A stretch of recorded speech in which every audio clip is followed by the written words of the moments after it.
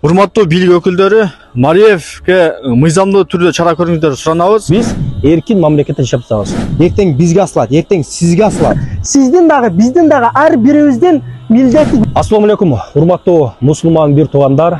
Азыркы учурда глобалдуу маселе болуп жаткан Жогорку Кеңештин депутаты Малиевке биз кайрылуу жасадык. Азыркы учурда биздин мусулман карындаштарыбызга мектепке хиджаб кийип барбоо демилгесин көтөрүп чыкты. Эмне үчүн биздин карындаштарыбыз мектепке хиджаб кийип барбоо керек? Биз эркин мамлекетте жашап жатабыз. Каалаган ыйман жолунда жүргөн карындаштарыбыз мектепке кадимкидей хиджаб кийип барууга укуктуу. Биз ал нерсеге каршыбыз. Эже карындаштардын жолуктарына асылбасын. Мындай кайрылуу кылып атабыз, башка кылып атабыз. Келиңиздер, урматтуу көрүүчү, сиз дагы жөн гана карап отура бербестен реакция кылышты үйрөнөлү. Колдошту үйрөнөлү. Ошол башка диндегилер, башка бузукулар, мамлекетти, элди, жерди бөлгөндөр топ-топ болуп алып ишин кылып атышат. Ушинтип бир депутатын шайлап алышталар.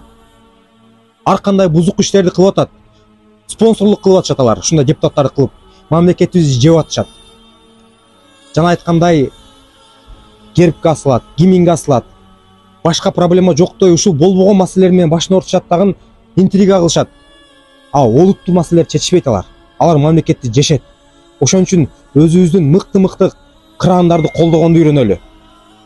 Караңыздар, бизге таш атып атышат. Биздин укугубузду тебелеп атышат. Эркин мамлекетпиз. Кыздарыбыз кааласа хиджаб кийишет. Эмне үчүн кийбесин? Башка бирөөлөр ар кандай кийинип атышат. Чачын сарыга боеп атышат. Жашылга боеп атышат. Эч ким унчукпайт. Эмне үчүн жапжакшынакай кыздарыбызга асылат? Эртең бизге асылат, эртең сизге асылат. Бүгүн ошого аракетибизди көрөлү. Андайларды тийиштүү чара көрүш керек. Мамлекеттик деңгээлде урматтуу бийлик өкүлдөрү, урматтуу мыйзам өкүлдөрү, сиздерден суранабыз, чара көрүңүздөр. Келиңиздер, урматтуу бир туугандар, бардыгыбыз биргеликте жакшы бир иштин башыны кармайлы.